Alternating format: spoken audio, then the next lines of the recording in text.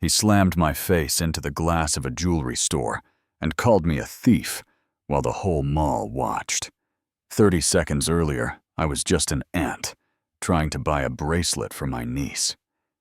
Have you ever had your entire life, your dignity, your career, your name, reduced to one ugly, loud accusation? My name is Denise Carter. I've been a cop for 20 years. I'm a captain at the 15th Precinct, and on a regular Saturday afternoon, I got arrested for shoplifting while my badge was sitting in my front pocket. So let me tell you how that happened, how it turned into something so much bigger, and how dragging me out of that mall in handcuffs ended up exposing a whole machine built on racism and profit. If it were you, what would you have done? So picture this with me, because it starts off boring, almost peaceful. It's Saturday early afternoon, the kind of day where the sun hits the parking lot just right. Kids are dragging their parents toward the toy store. Teenagers are clustered around the fountain, pretending they're not checking who's watching them. And I'm walking into Greenwood Mall with exactly one mission in my head: find something special for my niece Jasmine's birthday. I'm off duty, and that matters because when I'm off duty, I try really hard not to feel like Captain Carter. I try to just be Aunt Denise, the lady in jeans and a blue sweater and a brown leather purse. I saved up 3 months to buy the woman who still believes she can have a normal day like everyone else. For the first 8 minutes, that's exactly what it felt like. I let myself relax for once I walked past the food court, breathing in the smell of fries and cinnamon rolls. I passed families juggling strollers and shopping bags. I even caught myself humming along to whatever pop song they were playing over the speakers. It felt like a small slice of life, where I didn't have to think about reports or body cams, or officers arguing in my office about overtime. Just me, my niece in my thoughts, and a mental picture of her face lighting up when she opened her gift. And then I saw them, not straight on. People like me rarely see it straight on. I saw them in the reflection of a store window. 2 mall security guards moving like they'd been told to be subtle by somebody who'd never actually seen subtle in action. The taller one, with a name tag that said Miller, was pretending to study a directory, his eyes never leaving my back. The shorter one, Davis, kept glancing at me, then at Miller, like a kid who knows this is wrong, but doesn't know how to say it. My shoulders tightened before my mind even registered why. I've been followed in stores since I was a teenager, long before I ever put on a uniform. I know that slow circling, that fake casual distance, the way they talk into radios with their eyes fixed on you. You tell yourself it's not a big deal. You tell yourself to ignore it, but your body remembers every time you've been treated like a suspect first and a human being second. Then I heard it clear as day, because Miller wasn't nearly as quiet as he thought he was. "Copy that," he said into his radio voice carrying across the polished floor. Black female brown leather bag. Blue sweater, keeping eyes on. Not woman, not customer, not ma'am. Just black female, like I was a plate number on a patrol call. My fingers curled into a fist. One part of me wanted to spin around, flash my badge, and ask him exactly what probable cause he thought he had, besides my skin and my purse. Another part of me whispered, "Don't give them the satisfaction you're here for Jasmine. Don't let them ruin this." You ever have that tug of war in your head, between survival and pride? Yeah, that. I took a slow breath, unclenched my hand, and turned away from their reflection, heading straight into Crystal's boutique. Now, Crystal's is one of those high-end jewelry and accessory stores that tries very hard to make you feel like you don't belong unless you already own 3 credit cards and a yacht. Glass everywhere, bright spotlights hitting little rows of gold and silver, everything laid out on white velvet like it's too delicate to be touched by mortal hands. There's this sweet vanilla scent in the air that makes you feel like you should apologize for breathing too close to the merchandise, and this soft jazz playing that sounds like every hotel lobby you've ever walked through. Behind the counter, there's a white woman in a sharp blazer. Hair smooth, lipstick, perfect name tag, pinned just so. Linda. The second she sees me, there's a shift in her posture. Her shoulders stiffen, her eyes narrow just a fraction. Her smile stops halfway up her cheeks and dies before it reaches her eyes. "Can I help you?" she asks. And it's not the helpful kind of, "Can I help you?" It's the, "I'm watching you" kind. "Just browsing, thanks," I say in that calm, polite tone. I've used 1,000 times in uniform, talking to angry people because I already feel the room judging me, and I'm not trying to add fuel to it. I walk over to a glass case filled with charm bracelets, tiny silver chains with hearts, stars, letters, and then I see it, a little butterfly charm with crystal wings. Jasmine has been sending me hints for months, sending screenshots of bracelets on Instagram like, "This is cute, right?" She's 15. She runs track. She pulls straight A's, and she still believes that if you work hard and stay out of trouble, the world will mostly treat you right. I'm trying to hold that bubble together for her as long as I can. I lean closer to the glass to get a better look. In the mirror behind the counter, I catch Linda's reflection. She's not busy ringing someone up or organizing displays. She's just standing there watching me and my purse, like she's waiting for me to make one wrong move. Outside the doorway, I see Miller and Davis pretending to study some sale sign, but their eyes keep flicking toward the store. These are all locked cases. Linda announces suddenly, walking over her heels, clicking like a metronome. Items can only be removed by staff. I understand, I say, still looking at the bracelets. "When I'm ready to see something, I'll let you know." She doesn't back off. She steps closer. Her eyes keep cutting from my hands to my bag, to my face, back to my bag. That purse, the one I worked overtime shifts to buy, suddenly feels like it's glowing in the dark. "Actually," I say, straightening up, refusing to shrink. "I'd like to see that silver bracelet with the butterfly charm." She hesitates for a beat, just long enough to make sure I notice it, then reaches for the ring of keys at her hip. When she unlocks the case, her hands are trembling. Not a lot, but enough that someone trained to notice body language can see her fear. Fear of what? That I'm going to snatch the whole tray and bolt through the door, that I'm going to shatter the glass.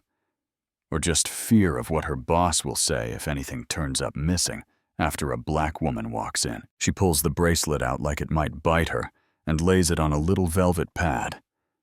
I reach for it gently, like I'm handling a crime scene, and when I pick it up, the tiny crystals catch the overhead lights, making the butterfly's wings sparkle. I picture Jasmine opening a small box, holding this up to her neck, smiling that big, goofy teenage smile that only shows up when she thinks no one's looking. "I'll take," I start to say. "Excuse me." Linda cuts me off, her voice suddenly sharp enough to cut the air like she's been waiting to say these words. "I need to see inside your bag." The whole store goes silent so fast it feels like someone hit pause on the soundtrack. Even the jazz feels quieter. "Excuse me," I repeat, keeping my tone low. "A piece of jewelry is missing from this case." She says louder now, projecting over my shoulder like she's performing for someone else, and I can feel the security guards stepping into the store behind me. "I saw you slip something into your purse. You know that burning feeling that starts at the base of your neck and crawls up when somebody lies on you in public?" That's what hits me. My hands start shaking, not because I'm scared of her, but because I'm so furious. I can feel my pulse in my teeth. "That is absolutely false." I say every word, slow and clear. "I haven't touched anything in this store except the bracelet you just handed me." "Ma'am, please cooperate," Miller says, strolling up like a second act, hand resting on his radio, in a way that says I could call backup if I feel like it. "Empty your bag on the counter," he adds. Let me pause right here, because this is where a lot of people will say, "Why didn't you just open the bag?" Denise, then it would have all been over. And maybe if you've never been followed, never been doubted, never been asked to prove your innocence for existing in the wrong skin, in the wrong place, that sounds reasonable to you. But if every part of your life has taught you that once you start accepting humiliation to make other people comfortable, there is no end to it, then you understand why I said what I said next. Do you think that's fair, that some people have to dump out their purse like a child, caught stealing just to keep the peace? I draw myself up to my full height. Not towering, but I've learned how to occupy space. I've spent 2 decades walking into rooms where I had to make my presence felt. I will not, I say. I haven't stolen anything, and you have no right to search my personal property without probable cause. Linda's cheeks flush, but now that she's in it, she's not backing down. "Either show us what's in the bag," she says louder still, "or we'll call the police." This is harassment, I say, turning slightly so the customers by the entrance can hear me too. "You've been following me since I walked into this mall. You're targeting me because I'm black, and I will not submit to this humiliation." Miller steps closer, close enough that I can smell his cologne. He squares his shoulders like he's practiced this pose in the mirror. "Last chance," he says. "Open the bag, or things get complicated." "I'm not opening anything," I say. "You have no right, no probable cause, and no evidence. Back off." "That's it," he mutters, grabbing his radio. "Code 10 at Crystal's boutique, subject refusing to comply, requesting police backup." At the entrance, phones start coming up one by one, like flowers opening in fast motion. People are whispering, some watching with their arms folded, some with their mouths slightly open like they're not sure if this is entertainment or a nightmare. Linda's breathing is shallow now. Davis is shifting his weight from foot to foot, like he'd rather be anywhere else. I'm mad. I'm hurt. But I'm also still trying to give them an out. "Before you keep going down this road," I say, steadying my voice, "why don't we review your security cameras? They'll show I haven't taken anything." "The cameras," Linda says, glancing up at the black dome in the ceiling corner. "They're right there, and there," I say, pointing to every angle. "So let's watch the footage together." She looks like she might cave. Miller does not. He grabs my right arm, his fingers digging into my skin, way harder than any escort grip should be, and Davis almost apologetically takes my left arm. "You've been warned," Miller growls like this is some scene from a cop drama. "Now you're interfering with security operations." My training kicks in. I calculate options. I measure his stance. I know I could drop him with 2 moves if I wanted to, but I also know exactly how that would look on camera. So I do what I've told countless civilians to do. I keep my voice loud and clear. I am calmly requesting to view security footage that would prove my innocence, I say. Projecting for the phones. That is not interference. That is a reasonable solution. And that's when the door darkens, and the real show walks in. Officer James Raines enters, like he owns the building. Broad shoulders, polished badge hand, resting casually near his weapon. He's not scanning for danger, he's scanning for an audience. I know his name before anyone says it, because I've read complaints about him more times than I care to admit. Excessive force targeting black shoppers, escalating routine calls. I also know how many of those complaints mysteriously couldn't be substantiated. "What do we got here?" he booms, looking around like he's stepping into the hero shot of his own TV series. Linda rushes over like salvation just arrived. "Officer, she won't let us check her bag for stolen." Another one causing trouble. He cuts her off, locking eyes with me. His gaze isn't curious. It's hungry. Always the same story, isn't it? "Officer." I begin keeping my tone professional, even though he's not my subordinate, but I outrank him by a mile. This is a misunderstanding that could be easily resolved if we just He doesn't let me finish. He reaches out, grabs my shoulder, whirls me toward the glass wall, and slams me into it so hard the display cases behind me rattle. The glass is cold against my cheek. My shoulder lights up in pain. Someone gasps. Someone swears under their breath. "Don't tell me how to do my job," he snarls right in my ear. "Hands behind your back now. This is excessive force," I say louder this time, not just for him, but for the people holding their phones. "I have rights, and you are violating them. Rights." He laughs rough and close and ugly. "You've got the right to shut up while I add resisting arrest to your charges." He yanks my arms back, snaps the cuffs on so tight I feel the metal slicing into skin. The pain is sharp, unnecessary, deliberate. Around us, the crowd has grown. Phones held high, some people whispering, "This isn't right." Others just staring like they paid for front-row tickets. He turns me around, marches me out of that boutique through the mall, every step a parade of humiliation. I keep my head up, even though my wrists are screaming, even though my face is burning. I've spent my career fighting against exactly this. Cops abusing their power, using resisting as a magic word to justify anything they do. And now, here I am, on the wrong end of it in plain clothes with a badge no one bothered to ask about. We reach the side exit. His patrol car parked just outside. The sun is bright and harsh. The air feels like a slap after the filtered light inside. He opens the rear door, still playing to the crowd behind us. "You're making a scene for nothing," he announces loud and smug. "Should have just cooperated before this goes any further," I say, turning as much as the cuffs allow. Voice clear and steady. "I think you should know something, Officer Rains." "Save it for booking," he snaps, reaching for my head, like he's about to push me into the back seat. "I'm Captain Denise Carter," I say, letting each word land 15th Precinct. My badge is in my front pocket, which you would have known if you'd bothered to ask for identification before assaulting me. The sound that rises behind us is different from the whispers before. It's sharper, louder charged. Did she say captain? Someone says, "Look her up! Look her up!" Thumbs flying over phone screens. "He just arrested a police captain," a woman yells.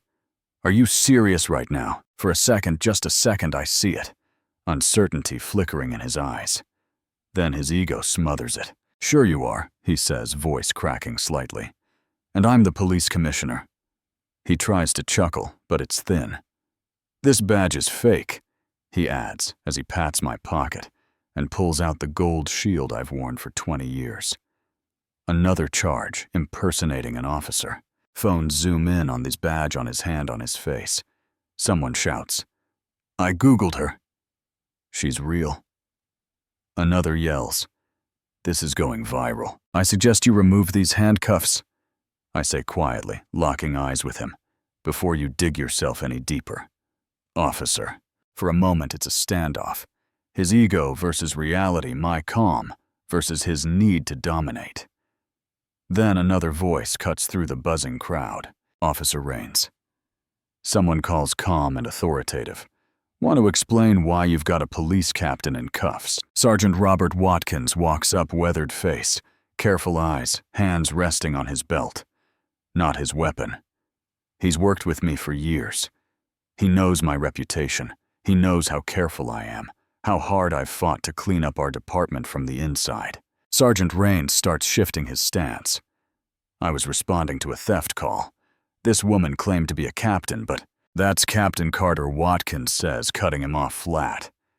"Your commanding officer's commanding officer. The badge you're holding is real. I suggest you verify that fact quickly." The crowd holds its breath. Even Rains feels it.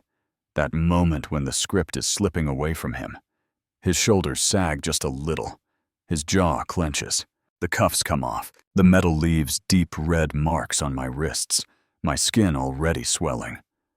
I rub them gently, not because it helps much, but because I want the cameras to see exactly how tight he put them.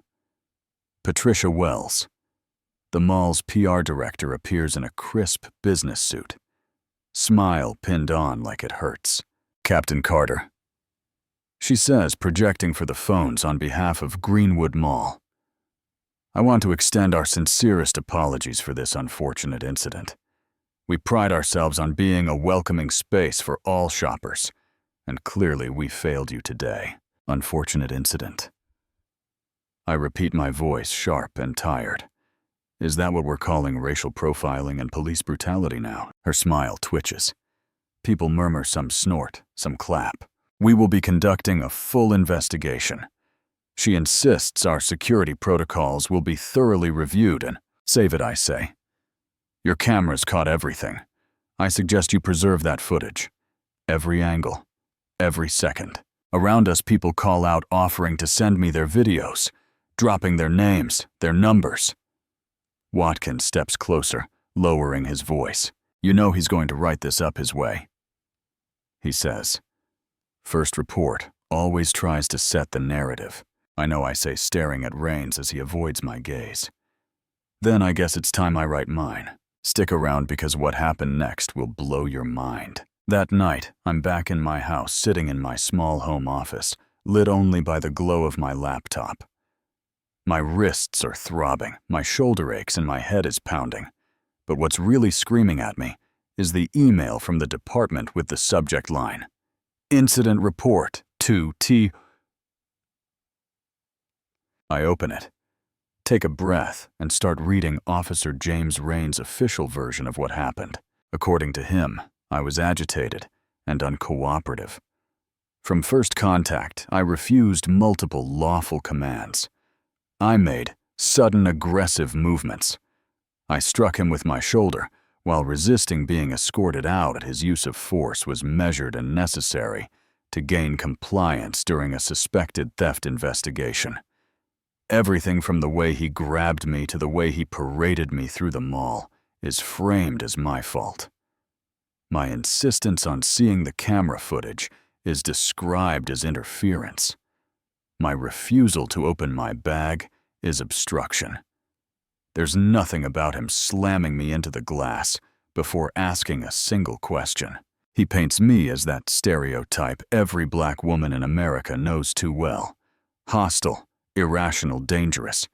And if this report stands unchallenged, if nobody ever sees the videos, that's what will go into the record. I forward the report to one person I trust with the ugly truth.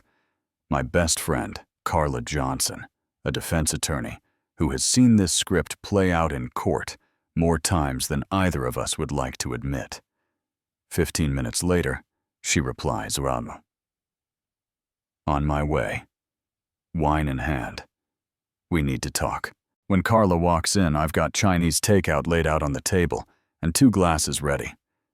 We've done this dinner 100 times, usually venting about cases. Swap war stories, laugh about something ridiculous in the news. But tonight, the air is heavy. I read the report, she says, dropping a folder on the table. It's very clean. Too clean. He left out the part where he bounced my head off the boutique wall, I say. He left out a lot, she replies. He front-loaded the fear.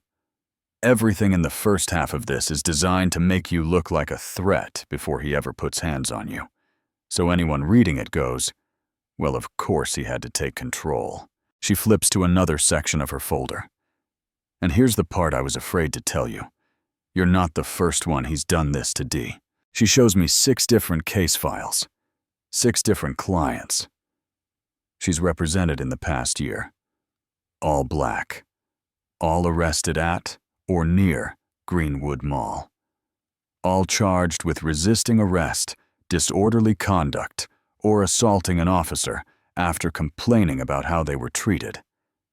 Every report reads like a variation on the same story. Subject became belligerent. Refused lawful commands, attempted to strike. Officer minimal necessary force applied. The names change, the ages change, but the pattern does not. Most of them took deals.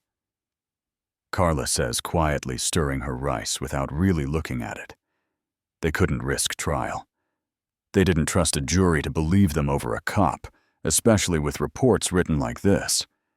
So they pled, took probation, and tried to move on with their lives. And that's it. I ask. No investigation.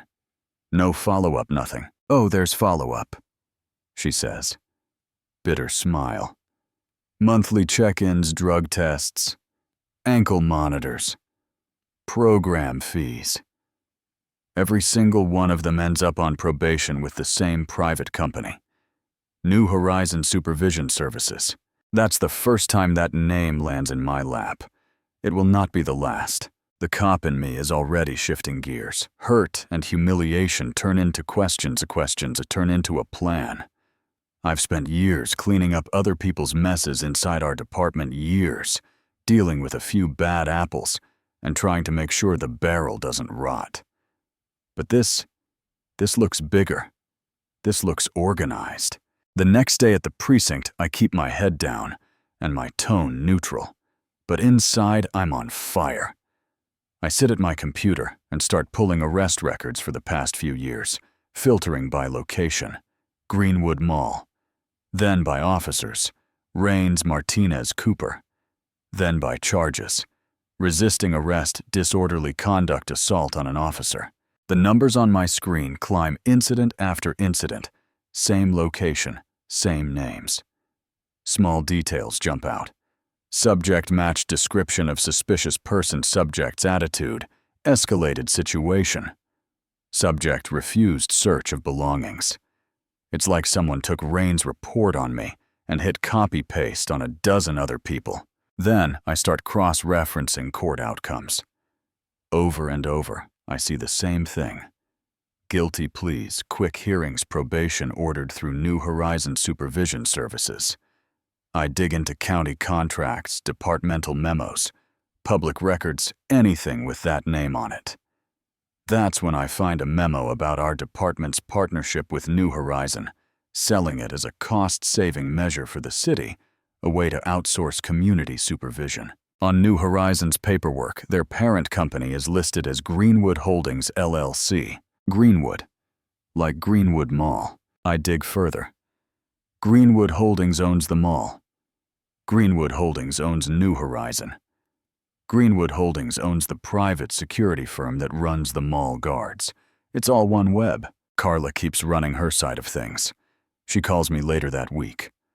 Voice tight. I ran the numbers beyond my own clients, she says.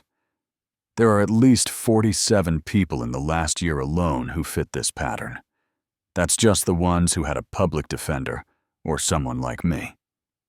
For every one of them, there are probably 5 more who took whatever deal they were offered and tried not to think about it. So it's not just about my pride, my badge one bad day. It's about a system where black shoppers are a revenue stream. From the moment mall security starts shadowing them, to the moment a cop slaps on cuffs, to the moment a judge accepts a plea, to the moment a private company starts billing them monthly fees they can barely afford. And then Maya enters the story. Maya Lopez is an investigative journalist, mid-30s. Sharp eyes, laptop, practically welded to her hip. She meets me at a diner, one of those places with cracked vinyl booths and coffee that tastes like it's been sitting since the 90s, and she lays out her files like she's dealing cards. I've been digging into New Horizon and certain officers at your department for 6 months, she says. I've got banking records, contracts, weird. Shell companies. But every time I get close, people stop returning my calls. Files disappear. My editor gets spooked. Then your arrest goes viral, and I see your rank. I see how fast they took you down. And I think, if they're willing to do that to a captain, what are they doing to everybody else? She introduces me to a community group called the Justice Coalition. We sit in a cramped room in a community center that smells like coffee and paper folding tables covered in binder clips and highlighters. Reverend Marcus Green spreads out photos, sworn statements, medical records. Lisa Chen, A teacher lays out stories from parents and kids. Jerome Wilson, a barber, whose shop is near the mall, talks about how many clients have sat in his chair with bruises and charges from that place. "We've been documenting this for years," Reverend Green says. "We file complaints, they get lost. We speak at meetings, they nod and move on. We needed someone inside the department. We didn't know we'd get a captain." They show me pictures of a single mom with 3 kids who got pulled over for a minor traffic issue, then ended up charged with assault on an officer when she asked why she was being searched. She took a plea deal because the prosecutor told her that if she lost at trial, she could do time and might lose her kids. Now she's paying hundreds of dollars a month to New Horizon, working 2 jobs and 1 missed payment away from being locked up. We put our pieces together. Their stories. Carla's records, Maya's financial documents, my internal access. What we see is a pipeline, not an accident. Mall security targets suspicious black shoppers. Cops like Rains make aggressive arrests. The same judge handles a lot of these cases. Defendants are pressured into plea deals. New Horizon gets a steady flow of clients. Greenwood Holdings gets a steady flow of money. That's when the threats start getting ugly. First, it's a text. "Back off, Captain. You don't know what you're stepping into. No name, local number, no direct threat, just loaded enough that my stomach drops." Then the letters start showing up in my home mailbox, hand-delivered, no stamps. Inside one is a crude cartoon of a hanging stick figure with the words, "Mind your business," glued together from magazine letters. Another has surveillance photos of me leaving my house shopping, sitting with Carla in my kitchen. Another has a picture of my niece's school with red circles around the entrance. The last envelope has a still frame from my mall, "Arrest me" pinned to the glass, someone having drawn crosshairs over my face. You'd think as a cop, I'd be numb to threats. But it's different when you're the target. When they've been following not just you, but the people you love. It hits you in a place your vest doesn't cover. I bring the letters to my Lieutenant Mark Harris, a man I've trusted for 15 years. Someone who backed me for captain. Someone I thought had my back. This goes deeper than just one officer. And one mall. I tell him, laying out the threats, the memos, everything we've found so far. I've got victim statements, financial records, now this. Somebody is scared enough to try intimidating me. That's a serious accusation, he says, rubbing his forehead. You have proof. I'm building it, I say. We're close. He stands paces behind his desk, the way he always does when he's thinking. Look. You know I've always supported you, he says. But something like this could shake the whole department, maybe the whole city. We have to be smart. Smart is not letting them scare us into silence, I say. I've spent my career telling people to trust the system. If I walk away now, what does that say? He sighs. At least let me put out some feelers quietly, see who else might back you on this. And Denise, I'm serious. Maybe stay with family for a few days until we know who's behind these threats. I'm not hiding, I say. That's exactly what they want. Stubborn as ever, he says, trying to smile. At least let me arrange for some extra patrols past your house. I leave his office thinking he's in my corner, that he's going to help. Later, when I find the word traitor spray-painted across my car, and the words, "Keep your mouth shut," Captain, scraped into my door. My mind goes right back to that conversation. And the list of people who know what I'm doing suddenly feels a lot smaller.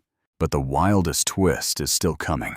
Before that, it gets worse. Maya's source inside the mall sends over internal board memos from Greenwood Holdings and the mall management. I read phrases like loss prevention strategy, high-risk demographics, coordination with local law enforcement, maximize enforcement opportunities. I see direct references to New Horizon, to probation revenue, to quarterly arrest goals. It's like they wrote down, "We are monetizing racial profiling in corporate language," and thought no one would ever read it. I treat those memos like gold. I print them out, tuck them into a manila envelope, and slide that envelope into a hidden compartment in my father's old oak desk, the one he gave me when I made captain, the one with a secret panel in the bottom drawer. I lock it and hang the key around my neck. For the first time since that arrest, I sleep through the night. The next evening, I get home late. The house feels off the second I walk in. Not dramatically. Just that sense that air has moved where it shouldn't have. I notice my office door is slightly open. I always close it. When I push it wider, I see my books knocked off shelves, papers scattered, and my father's desk drawer smashed open. The wood splintered the hidden compartment pried out. The envelope is gone. My heart sinks into my shoes. They knew exactly what to look for, exactly where to look. No smashed window, no broken lock on the front door. This was not random. This was professional. Someone with training. Someone with access. My phone buzzes as I'm staring at the ruined desk. Another unknown text. Next time, it won't just be the journalist. I call it in, of course. Patrol comes, takes a report. Dusts for prints like they're supposed to, but we both know how this plays out when cops investigate cops and their friends. We'll look into it. Captain, they say. Except officially. I'm not even captain right now because the next morning Internal Affairs calls. They suspend me. Badge and gun surrendered. Pending investigation into your conduct at Greenwood Mall and your subsequent actions. They say the union sends emails about cooperating. The chief sends a statement about taking allegations seriously. Somewhere in there, a leak feeds a story to the press about a troubled captain with an obsession about the mall. News anchors sit there with their serious faces talking about my erratic behavior, quoting anonymous sources, saying I've been on edge and paranoid. They show the footage of me being cuffed, but the narrative running under it isn't cop abuses. Black woman, its unstable officer makes wild claims. I turn off the TV, close the blinds, sit at my kitchen table with my badge lying there, heavy and useless. In 1 week, I've gone from being the person people call when there's a problem to being the problem. My phone rings nonstop. Some calls are supportive, some are reporters, some are pure hate. Anonymous texts telling me I should have stayed quiet, that I betrayed the blue that I got what was coming. I start jumping at every sound outside, checking my security cameras twice, walking from room to room, like I'm trying to make sure the walls are still where I left them. And that's the moment my niece Kayla decides she's had enough of me not answering my phone. She shows up in the middle of the day, half day at school, backpack on one shoulder, face all fierce and worried at the same time. She doesn't ask permission, she just walks in and wraps her arms around me. "Mom's freaking out," she says into my shoulder. "You won't call anyone back." I know I say, hugging her tighter than I probably should. "It's just a lot." "You mean all the lies they're telling," she says, pulling back, eyes blazing. "We know they're lies, Auntie D. Everyone at school knows."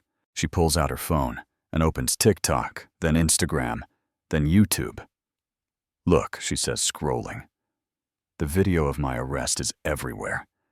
But now, it's not just that first clip of rain slamming me into the glass. People have cut together different angles, slowed it down, put subtitles on what everyone is saying.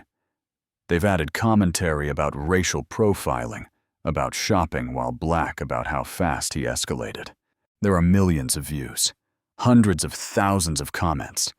And it's not just my story anymore. People are sharing their own experiences. Kayla says, flipping through comment threads and hashtags. Getting followed in stores, pulled over for no reason, pushed into pleading guilty because they couldn't afford to fight.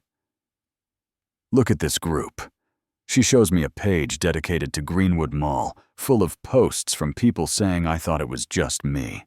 "You started something," she says. "You always tell me to stand up for what's right. That's what you did. You're not crazy. You're not alone." I don't fully believe it yet, but I feel something shift. A crack in the wall I've built around myself that lets light in. And just when I start to think we might actually win this fight with slow, steady pressure, the story takes a turn I never saw coming. My phone buzzes with a breaking news alert, while Kayla and I are still sitting there. Local reporter hospitalized after brutal attack. There's a photo attached. Maya. My stomach drops. I grab my keys, tell Kayla to stay with her mom, and drive to the hospital like the road is on fire. The lobby is crowded with reporters and TV crews all trying to get a shot or a comment. I flash what ID I still have and push my way through to the recovery floor. When I walk into her room, Maya is propped up in the bed. Face, bruised arm, and a cast eyes, still sharp, still very much Maya. "You look terrible," she croaks. Trying to grin. "Me?" I say, dropping into the chair. "You're the one in a hospital gown." She winces but laughs anyway. "Touché." I ask what happened, and she lays it out. She left the newsroom late alone in the parking garage, still thinking about a lead she found. She heard footsteps behind her. Before she could turn, somebody grabbed her, slammed her into the concrete, worked her over with precision. Enough to hurt, not enough to kill. "Professional," she says. "He knew exactly where to hit, how hard to send a message." "Did you see his face?" I ask. "No," she says. But I saw something better. She glances toward the door, then leans closer. When he picked up my phone off the ground, his jacket rode up. I saw metal on his hip. Not a random holster. Department issue. Badge and gun. I feel my jaw clench so hard my teeth hurt. Somebody with a badge put her in that bed. Someone who probably still calls himself a good cop when he looks in the mirror. "Here's where it gets interesting," she says, reaching for her laptop with her good arm. "I've got tracking and auto-upload on my phone. Occupational hazard." The second he turned my phone on, it connected and started syncing. Not just my stuff, but his. Don't ask me why, some security quirk, but his system treated my phone like a trusted device. She opens a folder on the screen, and suddenly I'm looking at files that don't belong to her. Contacts, photos, banking app data, email attachments, all tied to one account. Officer James Martinez. Rain's partner.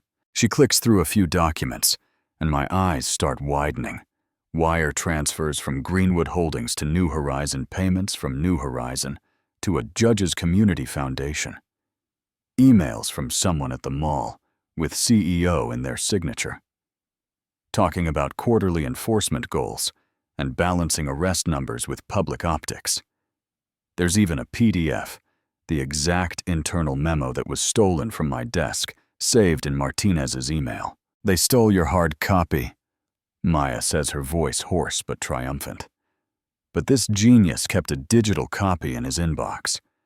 Now we have both the smoking gun and the fingerprints on it. That's the twist.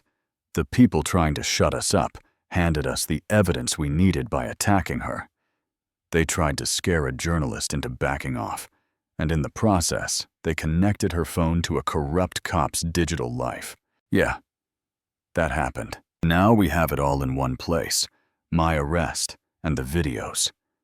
The pattern of false charges, the victim statements, the internal memos, the money trail, the attack on Maya, the break-in at my house, proof that officers were working hand in hand with mall executives and a private probation company to turn black bodies into profits.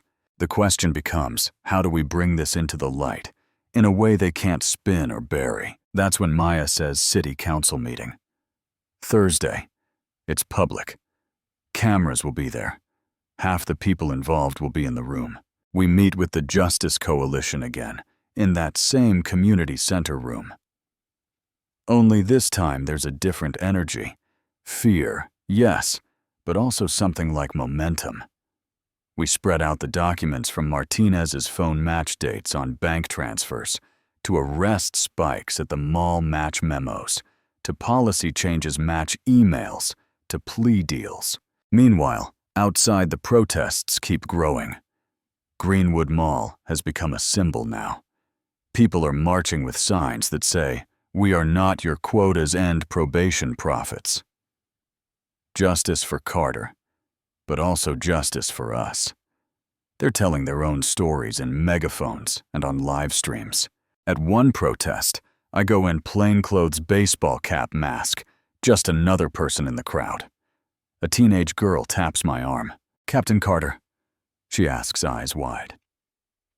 I nod. "I'm Tiana," she says. "I'm the one who filmed the video that went viral. I have more." She pulls out her phone and shows me the raw footage. Not the edited clip that hit social media. The whole thing.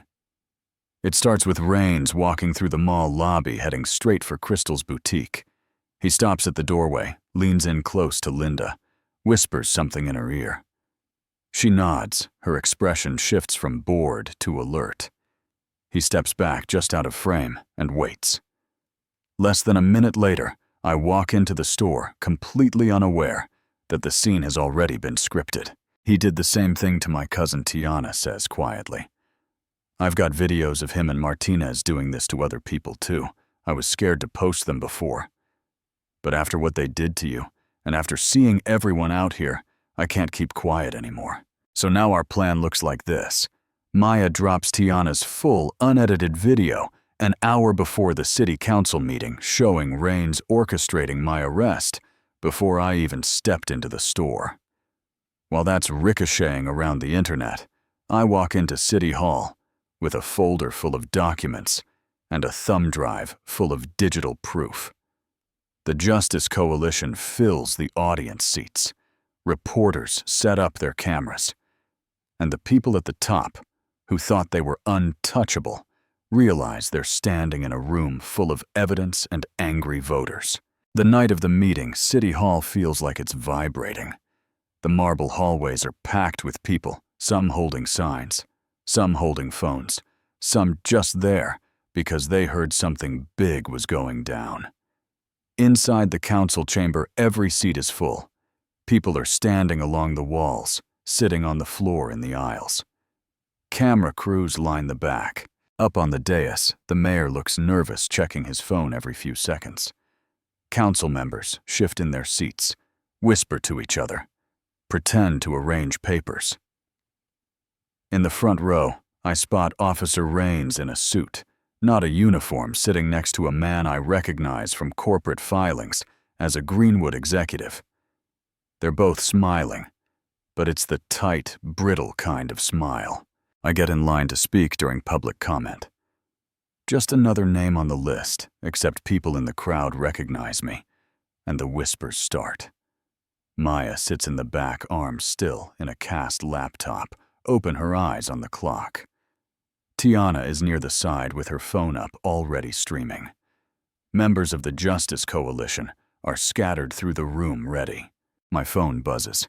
One message from Maya video is live. Within minutes, I can see it spreading like heat. Heads bend over screens. People nudge their neighbors.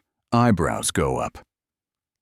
Even from my spot in line, I can watch the wave reach the council members, then the mayor, then Rains.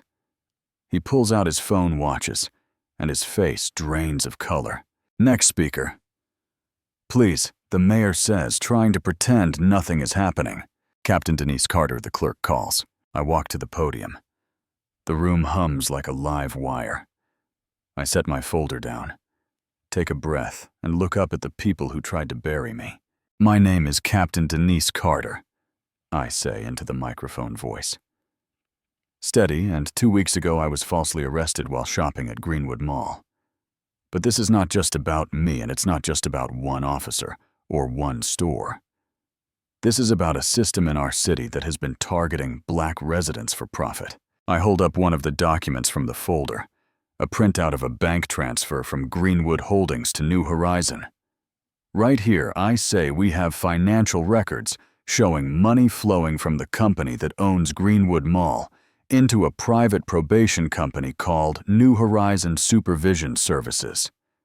That same company receives almost every probation case that comes out of arrests at Greenwood Mall. I flip to another page. Here we have emails recovered from Officer James Martinez's phone between him, Officer James Raines, and executives at Greenwood Mall. They talk about keeping numbers up, about high-yield enforcement days, about maximizing outcomes with high-risk demographics. You don't have to be a lawyer to understand what that means. I point to the crowd. High-risk demographics is a corporate way to say black people. There's a murmur, a ripple that goes through the room. The mayor tries to cut in.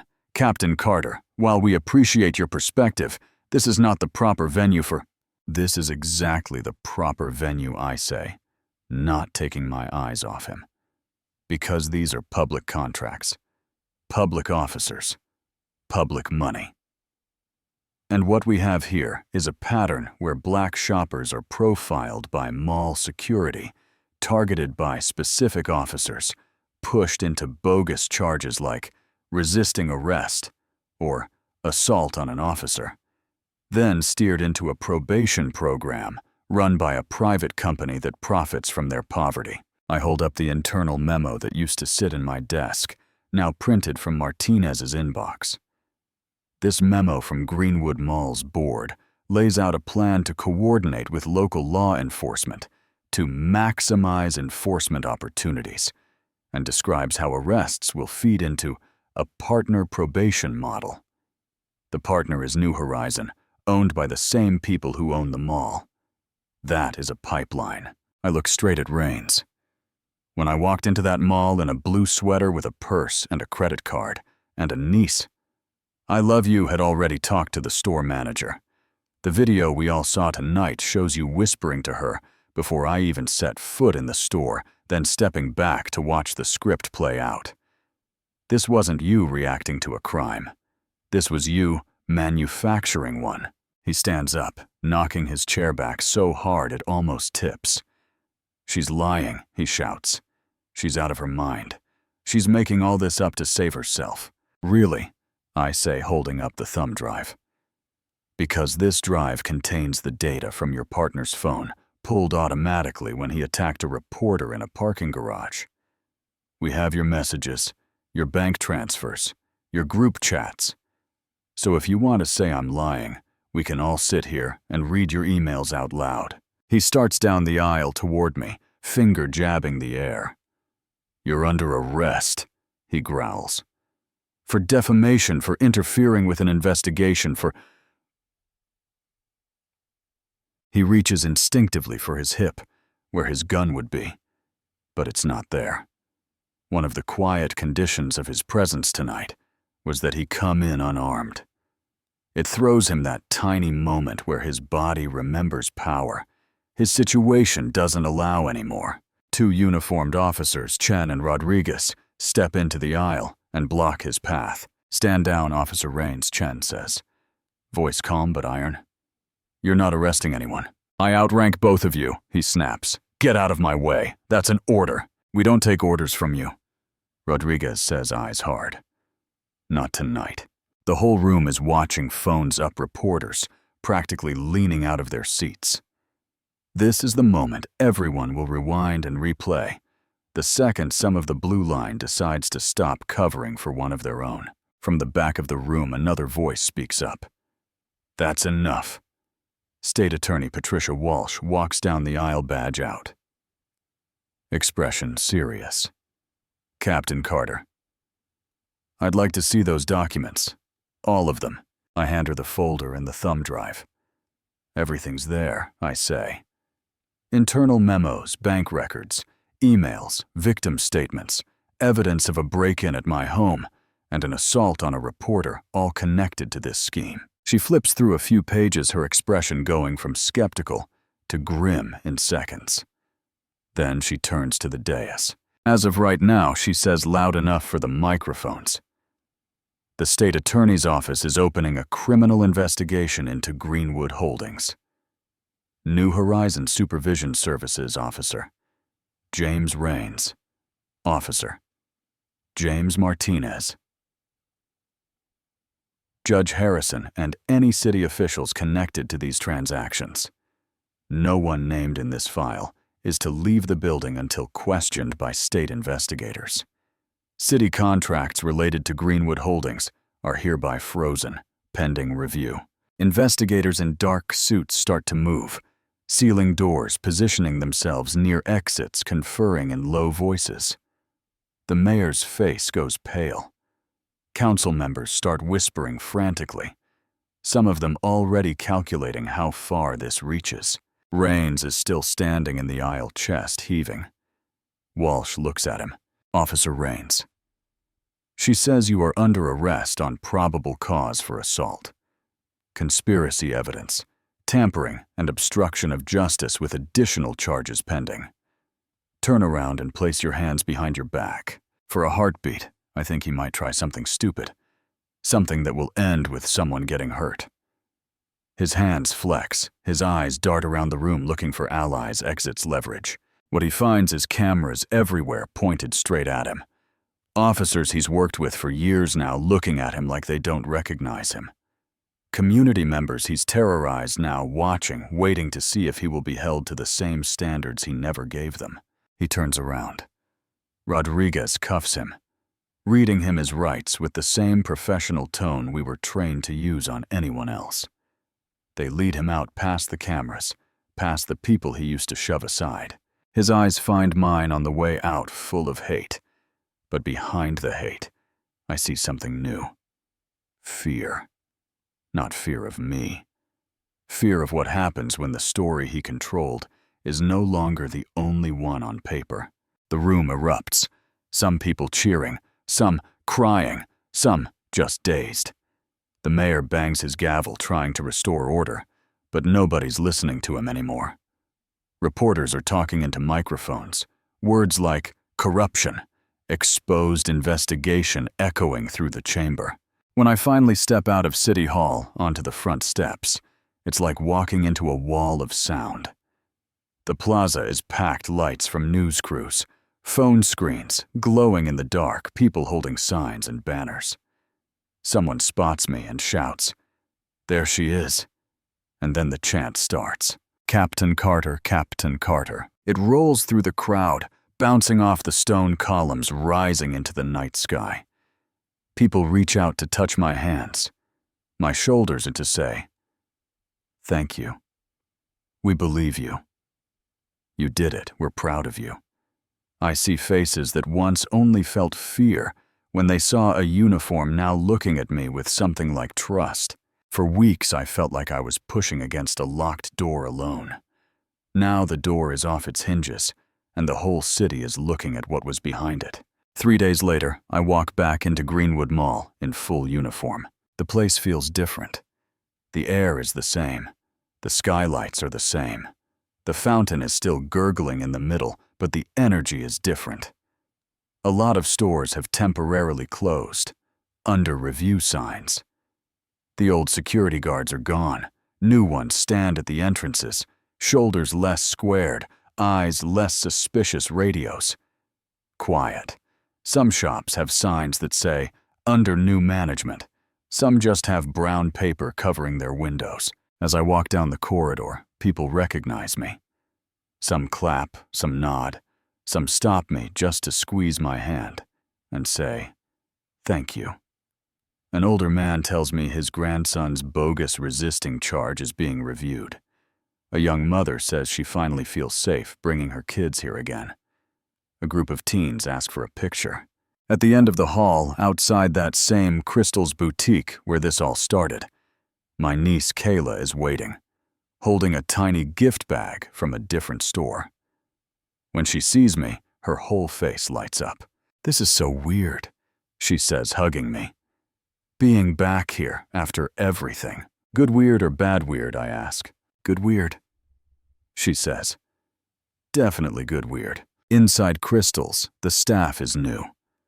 The manager greets us with genuine warmth, offers help without hovering over my shoulder. We walk over to the bracelet case, the same one from that day, and there it is. A silver bracelet with a butterfly charm. We both just laugh a little. 3 weeks, I say.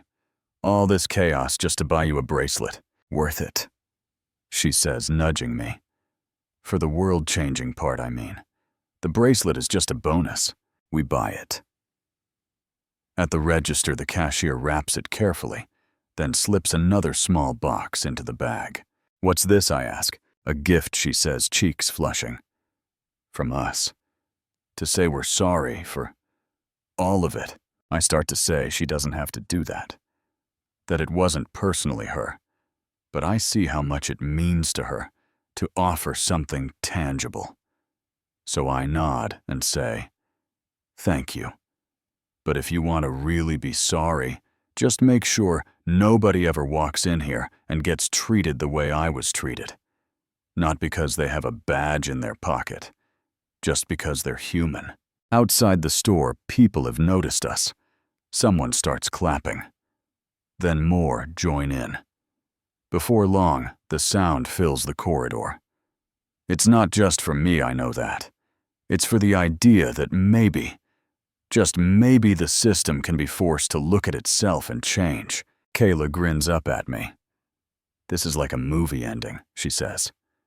Hero comes back to the scene of the crime, crowd cheers the end. I look around at the stores still closed, at the people still fighting their cases, at the news stories still unfolding. And I shake my head. It's a good scene, I say. But it's not the end. Not even close. We walk out into the late afternoon sun. The sky is streaked with orange and pink, that kind of sunset that makes everything look softer for a second. Kayla's new bracelet sparkles on her wrist, the tiny butterfly catching the light. I think about everyone who doesn't have a badge in their pocket, who doesn't have a journalist willing to risk her life, or a lawyer friend like Carla, or a whole coalition behind them. I think about all the malls, all the stores, all the courts, in all the cities, where some version of this scheme is running quietly, feeding people into debt and probation and prison, while the rest of the world shops and scrolls and looks away. So let me leave you with this. Do you think this is just one bad cop? One bad mall? One bad judge? Or do you think maybe the way we built our system makes it way too easy to turn justice into a business and black and brown bodies into inventory? If it were your son getting followed through a store, your mom getting slammed into a wall, your cousin being told to plead guilty or risk losing everything, would you still say, just comply and you'll be fine? Or would you be out here with a camera and a sign and a story to tell? I want to hear from you. Really. Drop a comment and tell me what you think. Is this proof the system is broken beyond repair, or proof that it can be forced to change when people refuse to shut up? Have you ever been profiled, followed, pulled over, or pressured into a plea you didn't feel was fair? Do you think private companies should be able to make money off probation and incarceration at all? Or should that be off the table? Argue with me. Share your own story. Tell me where you're watching from. Tell me if this sounds like your city, or if you think this could never happen where you live. Because I'm telling you right now, I didn't think it would happen to me either, not after 20 years in uniform. If this story hit you, if it made you mad, if it made you think, do me one favor. Share it with someone who still believes these things only happen in movies. Hit like so it doesn't get buried. Subscribe so you don't miss the next story, because we're not done talking about this. My name is Captain Denise Carter, and I'm still here. Still fighting not just for myself, but for everybody who ever walked into a place like this and walked out in handcuffs instead of with a shopping bag. Now it's your turn. What are you going to do with what you just heard?